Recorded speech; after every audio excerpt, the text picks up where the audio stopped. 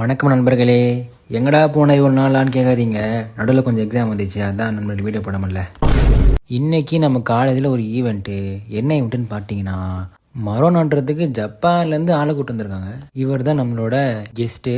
வந்துட்டு தமிழெல்லாம் பேச்சு போட ஆரம்பிச்சிட்டாரு. கொஞ்ச நேரம் இவர் பேசின பேச்சை பார்த்துக்கிட்டு அதுக்கப்புறம் கிஃப்ட் கொடுக்க ஆரம்பிச்சிட்டாங்க பிரின்சிபலுக்கு. திடீர்னு என்ன இத்தனை எல்லாம் விலை போயிட்டானுங்க. கேட்டால், தம்பி மரம் நடணும்ப்பா, அது தானப்பா வந்திருக்கோம், அதான்ப்பா நட போகிறேன்னு சொல்லிட்டாங்க. அதுக்கப்புறம் நாமளும் கூட போயிட்டு அவங்க என்னென்ன சொல்கிறாங்க மரத்தை பற்றி அதெல்லாம் கொஞ்சம் அப்படியே கொஞ்சம் நேரம் பார்த்துட்டு வேலையே ஸ்டார்ட் பண்ண ஆரம்பிச்சாச்சு.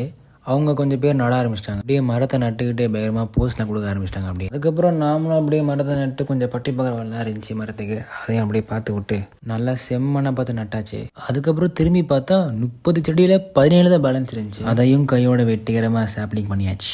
அதுக்கப்புறம் நம்ம இடிதாங்கி வந்தான். அவன் வந்து செடியெலாம் தண்ணி ஊற்றிட்டு, இவர் தான் நம்ம கிளப்போட ஹெட்டு.